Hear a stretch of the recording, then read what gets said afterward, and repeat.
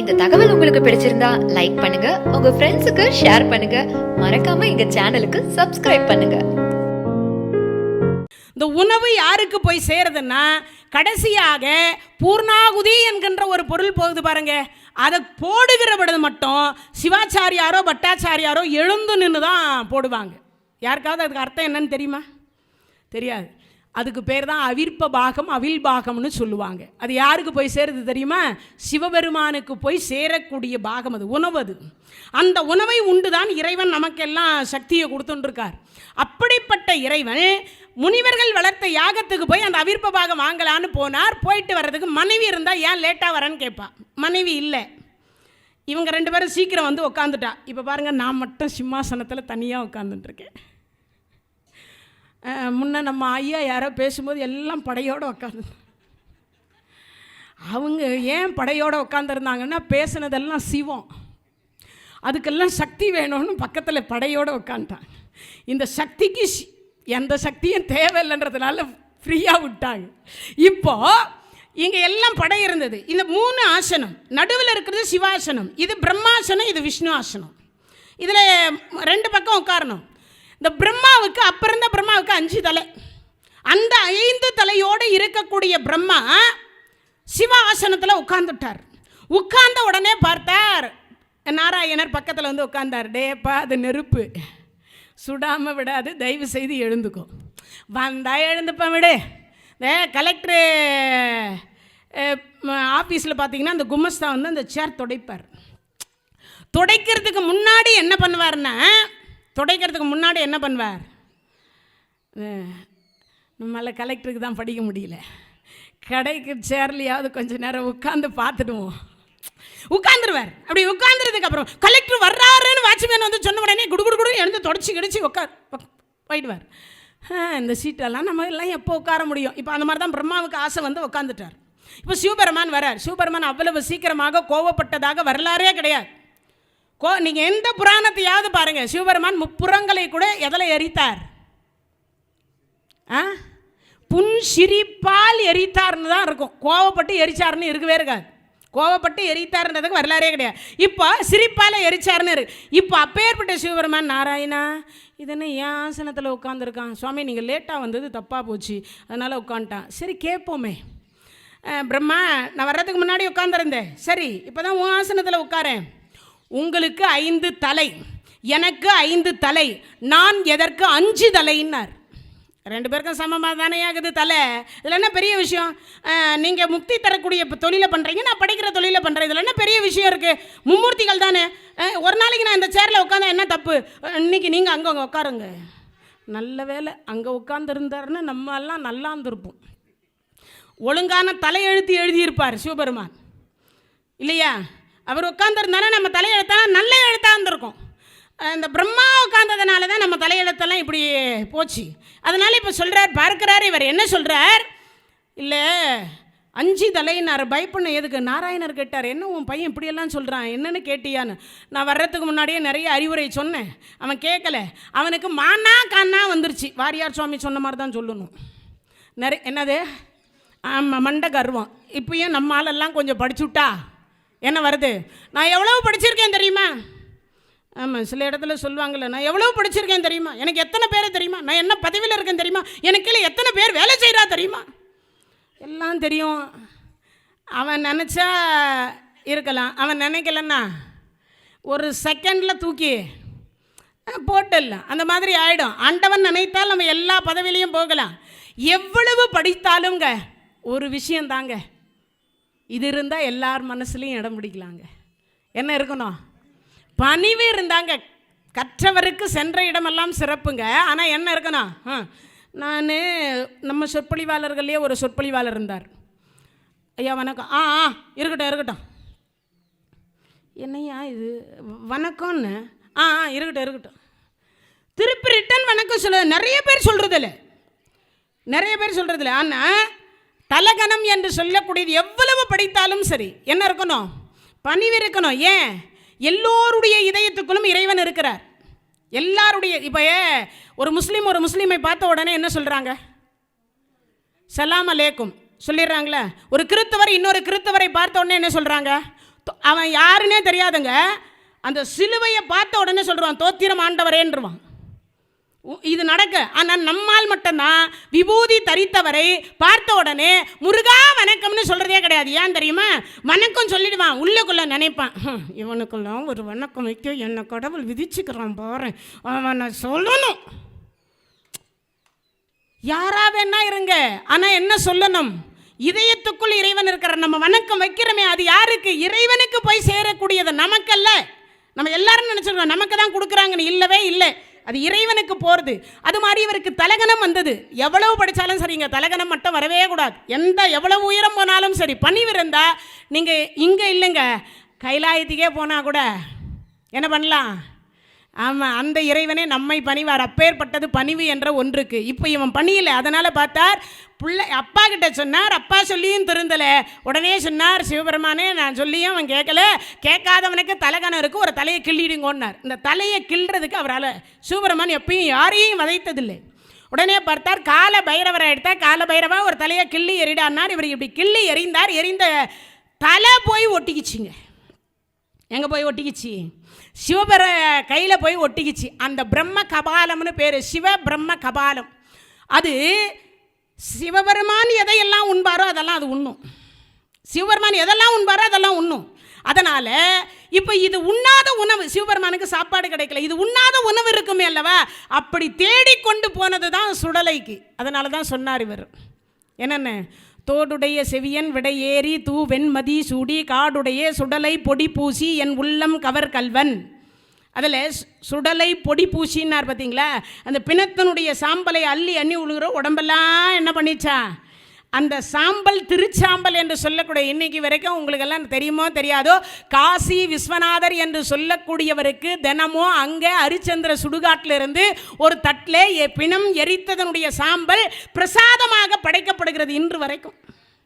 இது சிவ ரகசியத்தில், காசி புராணத்தில் ரகசியத்தில் ஒரு கதை இது.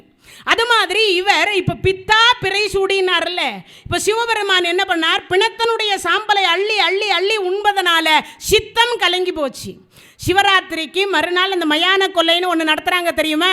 அப்போ தான் எல்லா வகையான தானியத்தையும் சமையல் பண்ணி இரவு 12 மணிக்கு சுடுகாட்டில் போய் அந்த பிரம்ம கபாலத்திற்கு 2 உருண்டை கொடுத்து 3வது உருண்டையே நாராயணர் சொல்ல அப்படி தலைக்கு மேலே அப்படி தட்டி இறைத்தாள்.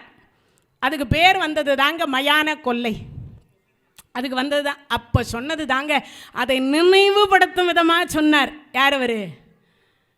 7ஆம் திருமுறை பாடிய சுந்தரமூர்த்தி சுவாமிகள் சொன்னார், பித்தா பிறைசூடி பெருமானே அருளாலா பண்ணார் இல்லையா? அதில் முதல்ல பைத்தியமேன்னார். ஏன் தெரியுமா? பாருங்க, நல்ல நல்ல பாட்டாக பாடினார். அப்புறம் ஞான சம்பந்தரும். ஆனால் அவர்களை இவர் தோழனாக ஏற்றுக்கொள்ளலை. ஆனால் பைத்தியமாயா அவனுக்கு, ஐயோ என்ன மாதிரியே இவனும் சொல்கிறான். ஏன் என்ன மாதிரியே சொல்கிறான்? ஏன் என்ன மாதிரியே சொல்கிறான்? யோசிச்சு பாருங்க. சக மார்க்கமாக இருந்தால்தான் அவங்ககிட்ட, டே மச்சான் உனக்கு என்ன பைத்தியமா? மச்சான் வீட்டில் சாப்பாட்டுக்கு வழி இல்லை மச்சான், கடன் ஒரு 1000 ரூபாய் கூட, நானே உங்ககிட்ட கேட்கலான்னு நினச்சேன், நீ என்கிட்ட கேட்குறியா அப்படின்னு. ஆனால் சாயங்காலம் 6 மணி ஆச்சுண்ணா, மச்சான் போகலாமா? ஏண்டா 1000 ரூபாய் கேட்டேன் இல்லைன்னா, அது வேறு மச்சான் இது வேறு மச்சான், அதுக்குன்னா காசு கிடைக்காத மச்சான், இதுக்குன்னா எப்படின்னா வந்துடுது மச்சான். இப்போல்லாம் அப்படி மாறிட்டு அது மாதிரி. அப்போ யாருக்கிட்ட பேச முடியும் அந்த வார்த்தையை? தோழனிடத்தில் தான் பேச முடியும். அதனால தானே என்னமோ தெரில, பித்தா பிறை சூடின்னு பேசினார். இந்த பித்தா என்ற வார்த்தைக்கு உரிய கதை தாங்க அந்த கதை. அப்போ சித்தம் அவருக்கு பைத்தியம் பிடிச்சது. பிணத்தினுடைய சாம்பலை உண்டு உண்டு உண்டு சிவபெருமானுக்கு பைத்தியம் பிடிச்சது. பைத்தியம் பிடிச்சதை தெளிவிக்கிறது யாராலையும் முடியல. அப்படி முடியாத பொழுது தான் அம்பாள் அந்த உணவை கொடுத்தால் அந்த பிரம்ம கபாலம் கையிலிருந்து விலகியது. விலகி அடுத்த வினாடி பார்த்தார். இப்போ அந்த பிரம்ம கபாலத்தை வதம் செய்யலான்னு போகும்போது அந்த பிரம்ம கபாலம் சொல்லுது, கொஞ்ச நேரத்துக்கு முன்னாடி சோறு போட்டுட்டு நீயே கொல்ல பார்க்குறியடி, உனக்கு பேரா அம்மா?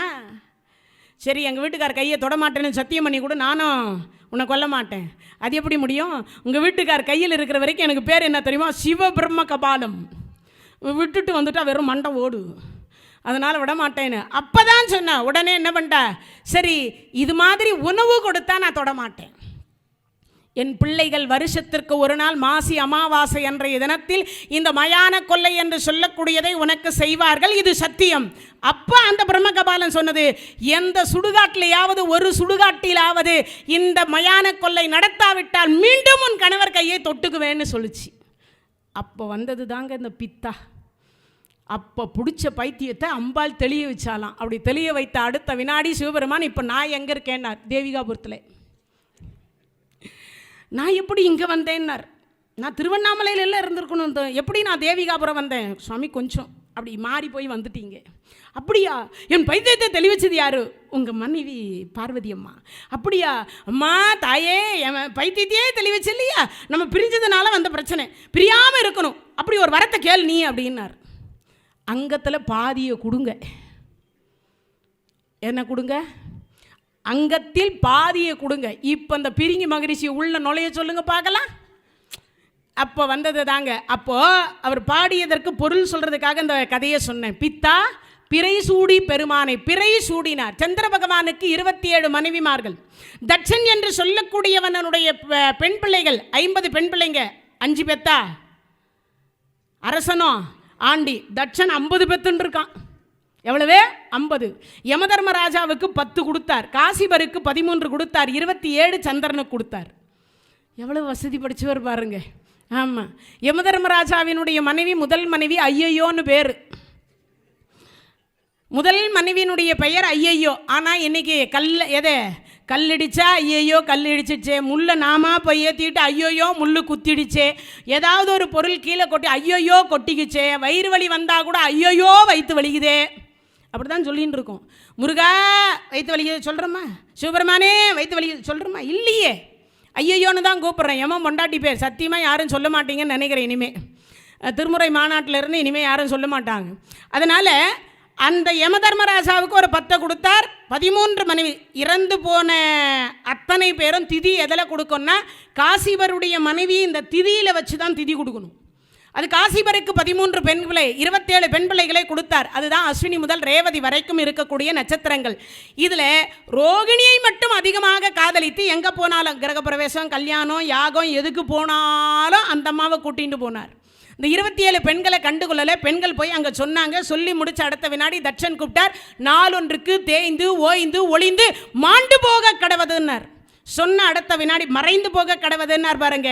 மறைந்துன்னா மாண்டு போக கடவுது, ரெண்டுமே ஒரே அர்த்தத்தை தான் குறிக்கும். அதனால் என்ன பண்ணிட்டார்? நேராக வந்தார் சிவபெருமான் கிட்ட.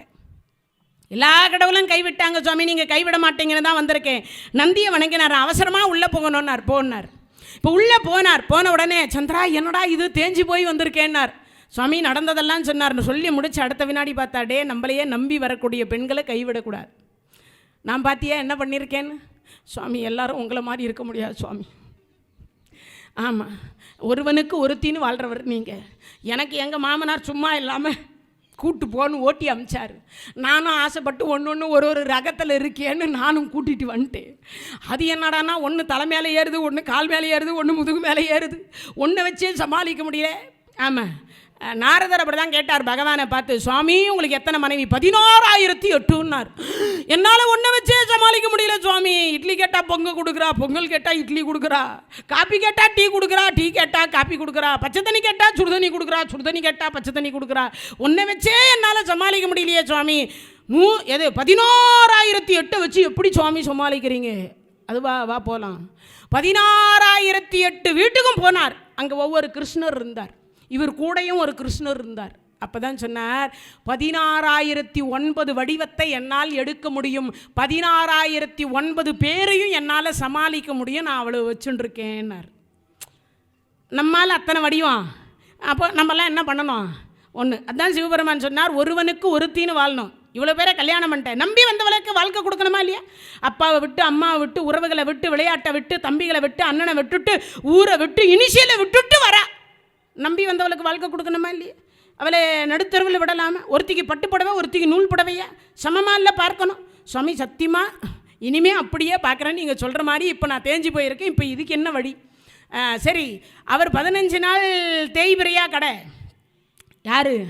தட்சன் மாமனார் கொடுத்த சாபத்தின்படியாக 15 நாள் தேய்பிரையாக கட, 15 நாள் வளர்பிறையாக கடவது. சுவாமி மறைஞ்சு வாழணும்னு சொல்லியிருக்கார். அமாவாசை அன்னைக்கு மறைந்து வாழு. சுவாமி மறைஞ்சு வாழ்கிற பொழுது மாமனார் போட்டு தள்ளிட்டா என்ன பண்ணுறது? அப்போவே இருந்திருக்கு போட்டு தள்ளுறது. எங்கே அந்த லோகத்திலேயே இருந்திருக்குன்னா இந்த லோகத்தில் இருக்காதா? யோசிச்சு பாருங்க.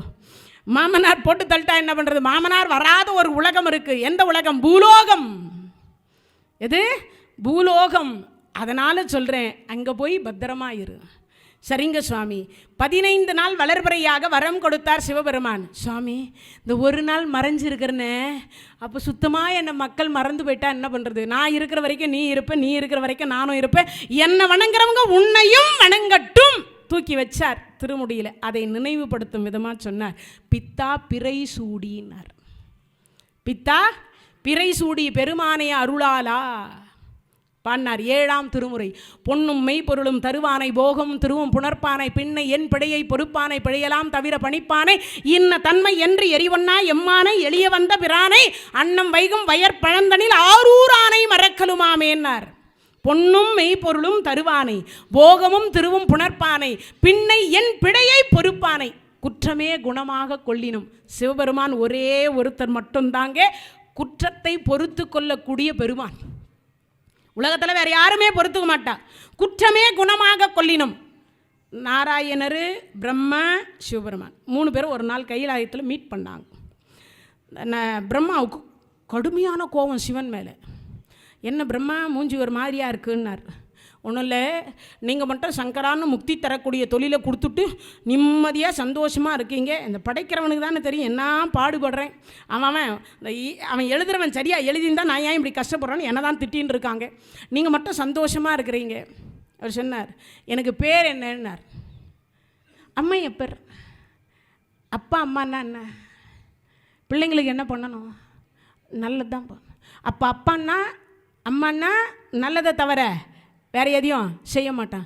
சுவாமி அவங்க குற்றத்தை செய்வதனால தானே அதுக்கேற்ற மாதிரி நான் தலையெழுத்தை எழுதுகிறேன். நீ ஒழுங்காக எழுதுனா அவன் ஏன்டா குற்றத்தை செய்ய போகிறான்? தலையெழுத்தை நீ ஒழுங்காக எழுதுனா அவன் ஏன் குற்றத்தை செய்ய போகிறான்? அவன் தலையெழுத்தை நீ ஒழுங்காக எழுதாததுனால தானே அவன் குற்றம் பண்ணுறான். அது மட்டும் இல்லை, அப்பம்மானா என்னது? கோவம் வந்தால் பிள்ளைங்களே ஒரு அடி அடிப்பாங்க. ஏதோ தப்பு பண்ணால் சின்ன அடி அடிப்பாங்க. அப்படி அடித்தா அந்த குழந்தை போய் போலீஸ் ஸ்டேஷனில் கம்ப்ளைண்ட்டாக கொடுக்கும். எந்த குழந்தையாவது போலீஸ் ஸ்டேஷனில் போய் எங்கள் அம்மா என்னை அடிச்சுட்டா 6 மாத குழந்தை கம்ப்ளைண்ட் கொடுத்ததா வரலாறு உண்டா? இல்லை இல்லையா? அப்போ என்ன பண்ணணும்? மறுபடியும் குழந்தை வா அப்படின்னு கூப்பிட்டா இந்த குழந்தைய பிள்ளைங்க கூப்பிட்ட உடனே யார் போயிடுவா? இந்த குழந்தைங்க ஓடி போயிடும் அப்பா அம்மா கிட்ட. எத்தனை அடி அடித்தாலும் மீண்டும் மீண்டும் மீண்டும் யாருக்கிட்டடா போகணும்னா அப்பா கிட்டையும் அம்மா கிட்டையும் தான் போகும் குழந்தை. அது மாதிரி நான் எத்தனை துன்பம் கொடுத்தாலும் என்னை மட்டும்தான் அம்மை அப்பர்னு கூப்பிட்றா. அப்போ குற்றத்தை நான் பொறுக்கணுமா வேண்டாமா? இன்னைக்கு வரைக்கும் எந்த அப்பா அம்மாவும் எந்த பிள்ளைங்கள குறைய சொல்ல மாட்டாங்க தெரியுமா?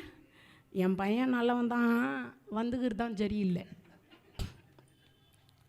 என் பையன் நல்லவன் தான், வந்துக்கிறதுக்கு சரியில்லை, தலையணம் மந்திரம் போட்டான், அப்படி தான் சொல்லுவாங்க. உண்மையா இல்லையா?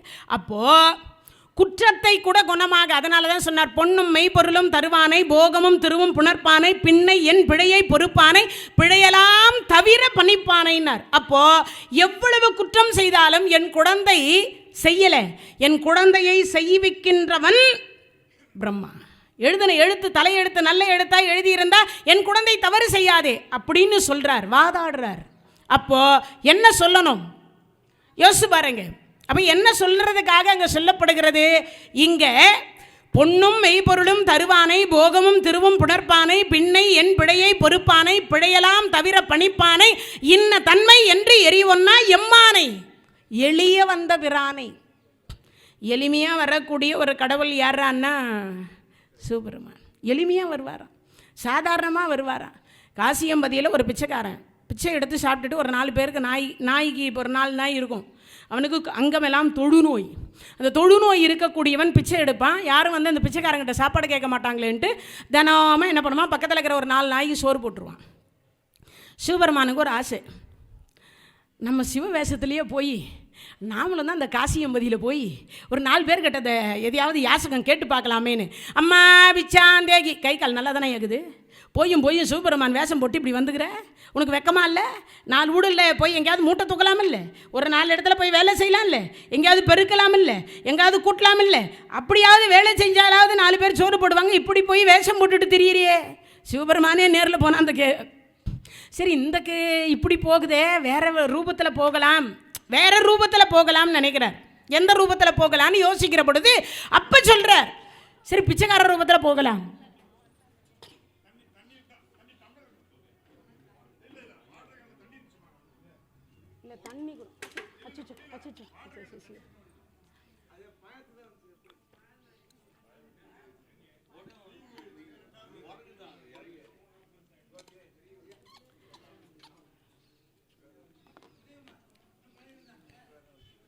இறைவனுடைய கருணையினாலே அங்கு சொல்லுகிறார். என்ன சொல்லுகிறாரா? குற்றமே குணமாக கொல்லினும், குற்றத்தை கூட குணமாக கொல்லக்கூடிய சிவபெருமான் இப்போ பிச்சைக்கார ரூபத்தில் போயாவது பிச்சை எடுக்கலான்னு போனார். சரி பிச்சைக்கார ரூபத்தில் காலையிலேருந்து சாயங்காலம் வரைக்கும் எடுத்து பார்த்தார், ஒரு அம்மாவும் ஒரு பிச்சையும் போடலை, ஒருத்தையும் போடலை. போடாத பொழுது இவருக்கு கொஞ்சம் வருத்தம். சரி இந்த பிச்சைக்காரனாவது பிச்சை போடுறானா பார்க்கலாமேன்னு இந்த 4 நாய்க்கு போட்டார். கடைசியாக அவர் பங்கை மட்டும் வச்சுன்னு இருக்கார், வைத்து கொண்டிருந்தேன் இந்த கையில் வச்சுன்னு இருக்கார். இப்படி கை கிட்ட போகுது, ஒரு கை குறுக்கில் வருது. ஐயா பிச்சாந்தேகின்னு சொன்ன அடுத்த வினாடி பார்த்தார், இந்த ஐயா சாப்பிடு. நான் யார் தெரியுமா? தெரியும் ஐயா, சாப்பிடு. என்ன தெரியுமா? ஓ தெரியுமே, ஓ தெரியுமே, சாப்பிடு. தெரியும்னு சொல்கிறேன், நான் யார் சொல்லு பார்ப்போம், நான் அப்புறம் தான் சாப்பிட்றேன். பசி கொடுமை எனக்கு தான் ஏன் தெரியும். கொடிது வறுமை கொடிது, அதனினும் கொடிது, இளமையில் வறுமை கொடிது. உன்னை பார்த்தா ரொம்ப அழகாக இருக்கு, இளமையாக இருக்க, பசியோடு இருந்து சாப்பிட்டு 6 மாதம் ஆகியிருக்கும் போல இருக்கு. சாப்பிடு முதல்ல, அப்புறம் பேசிக்கலாம். எங்கே போகிறேன், நீ எங்கே போகிற, நான் எங்கே போகிறேன், 2 பேருக்கும் இதே இடம் தான் இருப்பிடும். அதனால் முதல்ல சாப்பிட்டுட்டு பிறகு பேசிக்கொள்ளலாம். இப்போ முதல்ல இல்லை நான் யாருன்னு நீ தெரியும்னு சொன்னல, நான் யாருன்னு நீ சொல்லு, நான் பிறகு சாப்பிட்றேன். 2 பேரும் வாக்குவாதான். நான் கொஞ்சம் நேரம் ஆச்சு. அதுக்கப்புறம் பார்த்தார், யாரியா அதை எழுத்தாப்பில் உட்காந்துருப்பானே அந்த காசி விஸ்வநாதன் தானே நீ, இப்படி சொன்ன அடுத்த வினாடி விஸ்வநாதர், காசி விஸ்வநாதர் அசந்து போனார். என்னை எப்படியா கண்டுபிடிச்ச? அங்கமெல்லாம் தொழுது நோய் என்று சொல்லக்கூடிய தொடு நோய் இருக்கு, என் பக்கத்தில் வந்து நாய் உட்கார்றதுக்கே பயப்படும். அப்படிப்பட்டவன் இந்த தொடுநோய் ரத்தமும் சீவும் ஒழுகி கொண்டு ஈக்கள் என்னை மொய்த்து கொண்டிருக்கிற என்னிடத்துல வந்து ஒரு வாய் உணவு என்று சொல்லக்கூடியதை கேட்பன். என்னப்பன் காசி விஸ்வநாதனை தவிர உலகத்தில் எவன்டா என்கிட்ட வந்து பிச்சை கேட்க முடியும்? இவன் கையிலேயே சீவும் ரத்தமும் ஒழுகின்னு இருக்கு, அந்த கையால் யாராவது பிச்சை வாங்கி சாப்பிடுவாங்களா?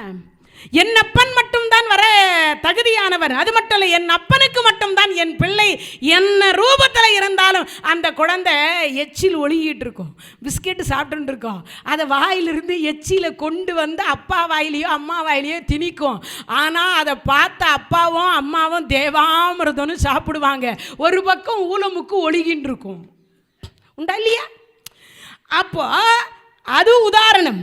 அதே மாதிரி தான் என் அம்மையப்பன், அவனை தவிர உலகத்தில் என்கிட்ட வந்து தொடுநோயாய கிட்ட ஒரு பிச்சைக்காரன் ரூபத்தில் வந்து கேட்குறேன்னா, என் அப்பன் காசி விஸ்வநாதனை தவிர எவன் வந்து என்கிட்ட கேட்க முடியும்? இது நடந்த உண்மை, இது பொய் கிடையாது, நடந்த உண்மை. அதனால தான் சொன்னாரோ என்னமோ தெரியல, 7ஆம் திருமுறை பொன்னும் மெய்ப்பொருளும் தருவானை, போகமும் திருவும் புணர்ப்பானை, பின்னை என் பிழையை பொறுப்பானை, பிழையலாம் தவிர பணிப்பானை, இன்ன தன்மை என்று எரிவொன்னா பெருமானை, எளிய வந்த பிரானை. எளிமையாக வரக்கூடிய ஒரே ஒரு பெருமான் யார்? அவரு சிவபெருமான். எளிமையாக வரக்கூடிய பெருமான். அப்போ எளிமையாக நமக்காக கூப்பிட்டு அடுத்த வினாடி வரக்கூடிய பெருமானை நாமெல்லாம் வணங்காமல் விடலாமா? இல்லை அந்த திருமுறை தான் பாடாமல் விட்டுடலாமா? அப்போ பாடணுமா இல்லையா? நமக்காக பாடி அருளி கொடுத்துட்டு போயிருக்காங்களே, அவர்களை நாம் பாட வேண்டாமா? அந்த 27 பேரை புகழ வேண்டாமா? அந்த 12 திருமுறையை ஒரு நாளாவது நாம் எல்லாம் ஒரு திருமுறைக்கு ஒரு பாட்டாவது நாம் எல்லாம் படித்து வச்சுக்க வேண்டாமா? உலகத்தில் சத்தியமாக சொல்கிறேன், எல்லா மதத்தை காட்டிலும் நம் இந்து மதம் மாதிரி உலகத்தில் கருணை மிகுந்த மதம் வேறு மதமே கிடையாது, வேறு மதமே இல்லை. எல்லா மதத்துலேயும் போனால், கோயிலுக்கு போனால் தான் உள்ளேயே வர முடியும். நீங்கள் போய் பாருங்கள், 5 வேளை தொழுகையில் 3 வேளையாவது அங்கே போனால் தான் மரியாதை. ஞாயிற்றுக்கிழமைனா கையில் பைபிளை தூக்கிட்டு போனால் தான் கிறித்துவன்னு மதிக்கிறான். ஆனால் நம்மால் விபூதி வச்சாலும் சரி, வைக்கலனாலும் சரி, கோயிலுக்கு போனாலும் சரி, போகலனாலும் சரி, அதே மாதிரி இருந்தாலும் சரி, இல்லைன்னாலும் சரி, என்னன்னாலும் சரி நம்ம மதத்தில். அது மட்டும் நம்ம மதத்தில் ஒரே சாமியாக இருக்குது. ஊருக்கு சாமி, ஊருக்கு ஒன்று. ஒரே ஊரில் 50 சாமி இருக்கும். அதுவே நம்மளெல்லாம் கிண்டல் பண்ணுறான். சிவபெருமான்றீங்க, பிரம்மான்றீங்க, நாராயணர்ன்றீங்க, பெருமாளுன்றீங்க, அப்புறம் ராமருன்றீங்க, அப்புறம் கிருஷ்ணருன்றீங்க, எத்தனையா கடவுள்? எங்களுக்கெல்லாம் பாரு ஒரே கடவுள்ன்றாங்க. ஒரே ஒன்று சொல்கிறேன், வயிறு ஒன்று தானே. சாம்பார் சாதம் மட்டும் முத்துசாமி ஐயா போட வேண்டியது தானே. தயிர் சோறு போடுறாரு, அப்புறம் ரசம் சோறு போடுறாரு, அப்புறம் கூட்டு வைக்கிறாரு, அப்புறம் பொரியல் வைக்கிறாரு, அப்புறம் அப்பளம் வைக்கிறாரு. உண்டா இல்லையா? தண்ணி கொடுத்தாரு. அப்போ ஒவ்வொரு கடவுளும் ஒவ்வொன்றா இல்லையா? ஒரு கடவுளும் ஒவ்வொரு ரூபத்தில் இருக்காங்களா இல்லையா? ஒரு கடவுள் ஒவ்வொரு அருளையும் கழுவதுக்கு ஒன்று. தங்கம் ஒன்று தானேங்க. கையில் போட்டால் மோதிரம், விரலில் போட்டால் மோதிரம், கையில் போட்டால் வளையல், கழுத்தில் போட்டால் செயின், நெக்லஸ், ஆரம், இடுப்பில் கட்டினா ஒட்டியானம், காலில் போட்டால் கொலுசு, அதே மாதிரி காலில் இன்னொரு விரலில் போட்டால் மெட்டி. எவ்வளவு பேர் தங்கம் இத்துணுண்டு கட்டது அவ்வளவு பேர் எடுக்கும்போது எங்கள் இறைவன் எத்தனை பேர் எடுத்தால் வேணான்னுது? எங்கள் இறைவன் ஒருவர் தாங்க, இல்லைன்னு நாங்கள் சொல்லவில்லை. பரபிரம்மம் ஒன்று தான், பரம்பொருள் ஒன்று தான், பேர் வேறு வேறு, அவ்வளவுதான். நாங்கள் இத்துணுண்டு வயிற்றுக்கு ஜான்வாரி வயிறு காத்தால் சாப்பிட்றோம். மறுநாள் காத்தால் வரைக்கும் பட்னியாக இருக்க முடியுமா? முடியாதல்ல. காத்தால டிஃபனு, அப்புறம் 11 மணிக்கு ஒரு ஜூஸு இல்லையா, ஒரு காப்பி, அப்புறம் மத்தியானம் லஞ்சு, அது முடிஞ்ச உடனே ஒரு 3 மணிக்கு சைடிஷு, அது 4 மணிக்கு உடனே பஜ்ஜி சொஜ்ஜி, அப்புறம் 5 மணிக்கு லைட்டாக ஒரு டிஃபனு, 7 மணிக்கு சப்பாத்தி, 8 மணிக்கு தூங்க போகிறதுக்கு முன்னாடியே 10 மணிக்கா ஒரு டம்ளர் பால். இவ்வளவும் எடுக்கிறோமா இல்லையா? ஒவ்வொரு ரூபத்தில் ஒவ்வொரு இறைவன் இருக்கார். இத்தனோடு ஜான் கெட்ட இந்த ஒரு ஜான் வயிற்றுக்கே இவ்வளவு ஆகாரம் உள்ளே போகும்போது இத்தனை கடவுள்கள் இருப்பதில் என்ன எனக்கு தயிர் சாதம் பிடிக்குங்க, அதுக்காக முத்துசாமி ஐயாக்கும் தயிர் சாதம் தான் பிடிக்கணும்னு ஏதானே இருக்கா இல்லையா? அவருக்கு அவர் ரூபத்தில் என்ன பிடிக்குமோ அவர் தான் வணங்குறார். ஏன்னா நம்ம இந்து மதத்தை நிறைய பேர் கிண்டல் பண்ணுறா. ஒரு சாமி இல்லை, பல சாமி இருக்குது, பல தெய்வம் இருக்குன்னு. அரிசி ஒன்று தானே. இட்லி ஆகுது, இடியாப்பம் ஆகுது, பொங்கல் ஆகுது, அதுவே ஊத்தாப்பம் ஆகுது, அதுவே தோசை ஆகுது, அதுவே என்னென்னமோ அதரசமாக வருது, முறுக்காக வருது. இத்துணுண்டு அரிசி கெட்ட கேட அவ்வளவு பேர் எடுக்கும்போது எங்கள் இறைவன் எத்தனை கோடி நாமம் எடுத்தா வேண்டான்னு யாருங்க சொல்ல முடியும்? யோசிச்சு பாருங்க.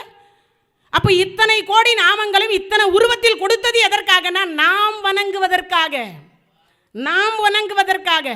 அப்போ நாம் வணங்கி அருளை பெற வேண்டாமா? அப்போ 12 திருமுறை, ஒரு திருமுறைக்கு ஒரு பாட்டு தெரிஞ்சு வச்சுங்க, பெரிய விஷயமே இல்லை. ஒரு திருமுறைக்கு ஒரு பாட்டு போதும். பஸ்ஸில் பிரயாணம் பண்ணுங்க, பாடிட்டே பிரயாணம் பண்ணுங்க. யார் வேண்டான்ற? 7ஆம் திருமுறை எளிய வந்த பிரான் யார் கொடுத்தா? சுந்தரமூர்த்தி சுவாமிகள் கொடுத்தார். 8ஆம் திருமுறை எல்லாருக்கும் தெரிஞ்சு இந்த ஒரு வாசகம் தெரியும். என்ன வாசகம்? எது? திருவாசகத்திற்கு உருகாதார் ஒரு வாசகத்திற்கும் உருகார். இதுக்கு ஒரே ஒரு உதாரணம் சொல்லிக்கலாம். APJ அப்துல் கலாம் அவருடைய வரலாற்றை படிங்க. அப்படி படித்து பார்த்தீங்கன்னா ஒரு பக்கத்தில் கொடுத்துருப்பார். நான் ஏவுகணை ஏவுகின்ற பொழுதும், நான் ஒவ்வொரு இடத்தில் எந்த இடத்தில் போய் பிள்ளைகளுக்கு அறிவுரை சொல்லுகிற பொழுதும், அதே போல நான் எழுந்த உடனே முதல்ல படிக்கக்கூடிய ஒரே ஒரு வாசகம் எது என்றால் அது திருவாசகம் என்று சொல்லி இருக்கக்கூடிய ஒன்று போதுமே. அவர் வேற்று மதத்தவர். ஆனால் கடைசி இறக்கும் தருவாயில் அவர் வைத்திருந்த புத்தகம் குரான் அல்ல. எதை வைத்திருந்தார்னா பாக்கெட்டில் திருவாசகத்தோடு தான் அவர் இறந்து போனார்னா இது ஒன்று போதுமே திருவாசகத்திற்குரிய பெருமை இல்லையா? அப்போ திருவாசகத்திற்கு உருகாதார் ஒரு வாசகத்திற்கும் உருகார். இது மட்டும் நமக்கு எல்லாருக்கும் தெரிஞ்சிருக்கும். ஈசனடி போற்றி, எந்தையடி போற்றி, நேசனடி போற்றி, சிவன் சேவடி போற்றி, நேயத்தே நின்ற நிவலனடி போற்றி, மாய பிறப்பருக்கும் மன்னன் அடி போற்றி, சீரார் பெருந்துரை நம் தேவனடி போற்றி, ஆறாத இன்பம் அருளும் மலை போற்றி. உலகத்தில் எத்தனை இன்பம் இருக்கோ அவ்வளவையும் கொடுக்கக்கூடிய பெருமான்னு சொன்னவர். அவருடைய மார்க்கம் என்ன மார்க்கம்? தோழன் மார்க்கம் இவருது, சுந்தரருது. இவருது காதலன் காதலி. என்ன மார்க்கம்? காதலன் காதலி. அதனால தான் திருவாசகத்தை உருகி உருகி உருகி உலகத்தில் திருவாசகத்துக்கு ஒரு பதில் இருக்குது. என்ன தெரியுமா? மனிதன் மனிதனுக்கு கொடுத்தது திருக்குறள், மனிதன் கேட்க ஆண்டவன் சொன்னது கீதை, மனிதன் சொல்ல இறைவன் எழுதி கொடுத்தது திருவாசகம். இறைவனே இறங்கி வந்து எழுதி கொடுத்தது திருவாசகம். நம்மெல்லாம் படிக்கணுமா வேண்டாமா? நம்மெல்லாம் படிக்கணுமா வேண்டாமா? திருவாசகத்திற்கு சிம்பிளாக ஒரே ஒரு விளக்கத்தை மட்டும் கொடுக்கணும். ஏன்னா நிறைய பேர் என்ன நினைக்கிறாங்கன்னா, இந்த பிறவி என்று சொல்லக்கூடியதில் நிறைய பேர் நம்மலாம் யோசிக்கிறோம், நிறைய விஷயத்தை யோசிக்கிறோம். என்னையா பிறவி, நிறைய பேர் சலிச்சுக்கிறோம் தெரியுமா? நானும் என்னையும் சேர்த்தேன். என் கணவர் இறந்து விட்ட பொழுது எனக்கு இந்த உலகமே இறந்து போச்சுன்னு நினச்சேன். 3 டைம் தற்கொலைக்கு முயற்சி பண்ணிக்கிறேன். சொல்ல வெக்கமாகுது. திருவாசகத்தை படிச்சிருக்கேன், பிரபந்தத்தை படிச்சிருக்கேன், 18 புராணங்களையும் படிச்சிருக்கேன். ஆனால் மாயை என்ற ஒன்றுக்குள் நானும் சிக்கி தவிச்சிருக்கேன். உண்மையா இல்லையா? எனக்கு மாதா பிதா குரு தெய்வம் 4 ரூபத்தில் இருந்தவர் அவர் தான். அடி வாங்கியிருக்கேன், உத வாங்கியிருக்கேன், திட்டு வாங்கியிருக்கேன், ஞான சொன்னியன்னு இருக்கார். ஏன் டைவர்ஸ் கேஸ் வரைக்கும் கூட போயிருக்கு. ஆனால் இதை கொடுத்தார், இதை படித்து பாருன்னார். நானும் படித்தேன். அப்புறமா தான் தெரிஞ்சது இவர் இந்த துறையில் இருக்கார். இதுக்கப்புறம் நமக்கு ஒன்றும் வேணான்னு தோணுச்சு. எனக்கு நான் 16 வயசுலேயே கல்யாணம் பண்ணி கொடுத்துட்டா. 20 வயசுலேயே 2 குழந்தையாயிடுச்சு. அதுக்கப்புறம் பார்த்தீங்கன்னா இவர் மெட்ராஸ்லாம் அப்போல்லாம் கச்சேரி 10 மணிக்கு தான் ஆரம்பம், 1 மணிக்கு தான் முடியும். வீட்டுக்கு வர்றதுக்கு 3 மணி ஆகும். இந்த மனுஷன் என்னை விட்டு எங்கேயோ போயிட்டார் பொழுது. பெண்களுக்கே உள்ள குறுக்கு புத்தி தானே, இந்த மனுஷன் நம்மளை விட்டுட்டு எங்கேயோ போயிட்டார் போல இருக்கு, அப்படியெல்லாம் தோணுச்சு. அப்புறமா தான் சொன்னார், அடியே படும்பாவி, நான் பண்ணுற தொழில் இதுடி, இத்தனை மணிக்கு கச்சேரி ஆரம்பம், இத்தனை மணிக்கு முடியும்பார். அதுக்கப்புறமா தான் தோணுச்சு. முதல்ல பிள்ளையார் புராணம் கொடுத்தார், அப்புறம் படித்தேன், எல்லாம் முடிஞ்சது. அப்புறமா என்னை அண்ணா யூனிவர்சிட்டியில் சேர்த்து என்னை லிட்ரேச்சர் படிக்க வச்சார். அப்புறம் எம்ஏ படிக்க வச்சார். அப்புறம் எம்ஏ அஸ்ட்ராலஜி படிக்க வச்சார். அப்படியே கொஞ்சம் கொஞ்சமாக படிக்க வச்சார். எல்லாத்தையும் படித்து முடித்து அவரையும் படிக்க வச்சு 2 பேருமே டிகிரியை வாங்கி எல்லாத்தையும் பண்ணோம். அதுக்கப்புறம் இந்த துறைக்கு நானும் அவரும் ஒன்றாகவே சேர்ந்து சில காலங்கள் பயணித்தோம். ஒரு 15 ஆண்டு காலத்திற்கு மேலே அவரோட கூட நானும் சேர்ந்து பயணித்திருக்கிறேன். அப்படி பயணம் பண்ணும் பொழுது எல்லாருடைய கேள்வியும் என்னன்னா, மாயை என்கின்ற ஒன்றுக்குள் நமக்கு துன்பம் வருகிற பொழுது தற்கொலை பண்ணிக்கணுன்ற ஒரு எண்ணம் வரும் தெரியுமா?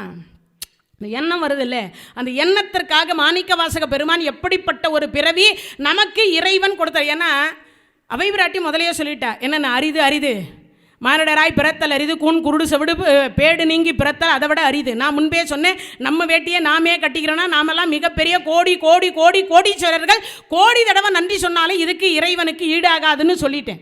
அது மாதிரி அதில் பிரித்து சொல்கிறார். போற்றி திரு அகவல்னு ஒரு அகவல் இருக்குது, ரொம்ப அற்புதம். நீங்கள் எல்லாருமே இந்த போற்றி திரு அகவல், திருவாசகத்தில் வேறு எது படிக்கிறீங்களோ படிக்கலையோ, இந்த போற்றி திரு அகவலில் ஒரு 10 வரியை மட்டும் நான் சொல்கிறேன், அதை மட்டும் நீங்கள் எல்லாம் படிங்க. அவர் சொல்கிறார், யானை முதலாக எறும்பு ஈராயிர ஊனமில் யோனியில் உள் வினை பிழைத்தும், மானுட பிறப்புனுள் மாதா உதரத்து ஈனமில் கிருமி செருவினில் பிழைத்தும், ஒரு மதி தான்றில் இருமையில் பிழைத்தும், இருமதி விளைவில் ஒரு மதியில் ஒருமையில் பிழைத்தும், மும்மதி தன்னுள் அம்மதம் பிழைத்தும், ஈரிரு திங்களில் பேரிருள் பிழைத்தும், 5 திங்களில் முஞ்சுதல் பிழைத்தும், 6 திங்களில் ஊர் அலல் பிழைத்தும், 7 திங்களில் தாழ் புவி பிழைத்தும், 8 திங்களில் கட்டமும் பிழைத்தும், 9 வரு தரு துன்பமும் பிழைத்தும், தக்க தசமதி தாயோடு தான் படும் துக்க சாகரத்து துயரிடை பிழைத்தும் அப்படிம்பார். இந்த 10 வரிக்கு மட்டும் நான் இப்போ பொருள் சொல்லலான்னுக்கிறேன்.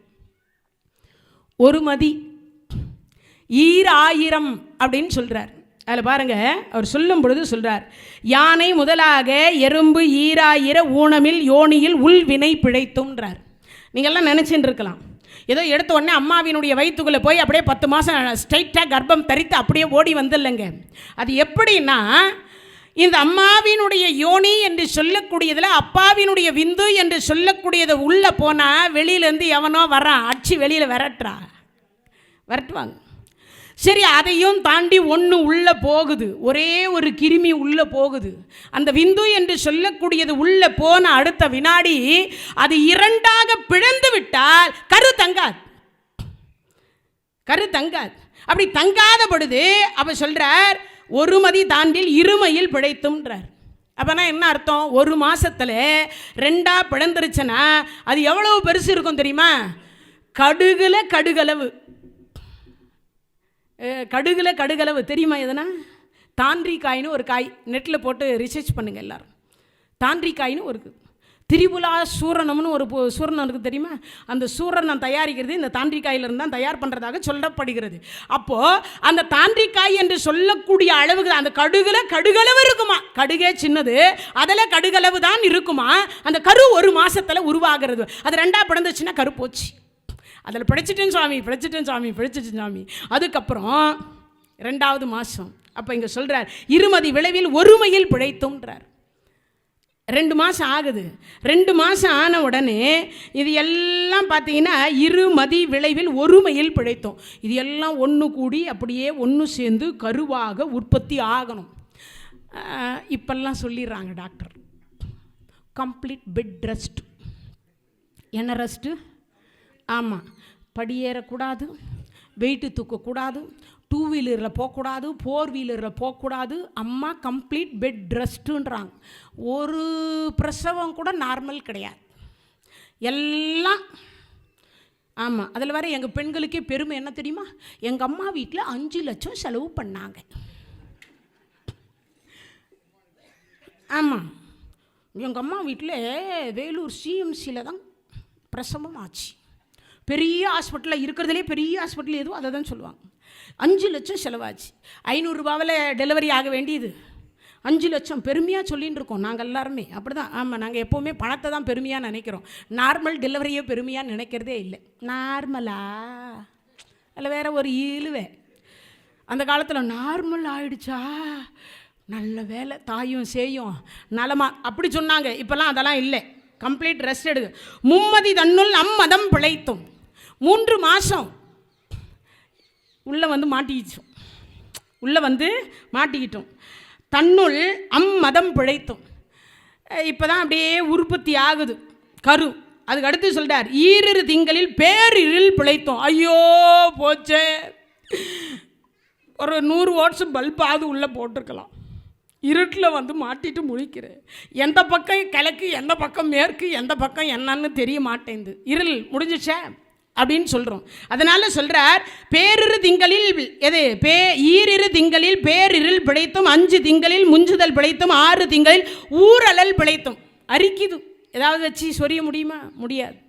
7 திங்களில் அவர் சொல்கிறார், 7 திங்கள் அப்படின்றதுல என்ன சொல்கிறார்? தாழ் புவி பிழைத்தும். கீழே எப்போ விழுந்துருமோன்னு பயமாக இருக்கான். கீழே எப்போ விழுந்துருமான்னு பயமாக இருக்குது. அதை விட இன்னொரு கொடுமை என்ன தெரியுமா? அதுக்கு கீழே தான் மலை. அம்மாவினுடைய மலம் பைய எங்கடாக்குதுன்னா அது கீழே தாங்குது. விழுந்தா அந்த மலைப்பையில் தான் விடணும். அது நாத்தம் எப்படி இருக்கும்?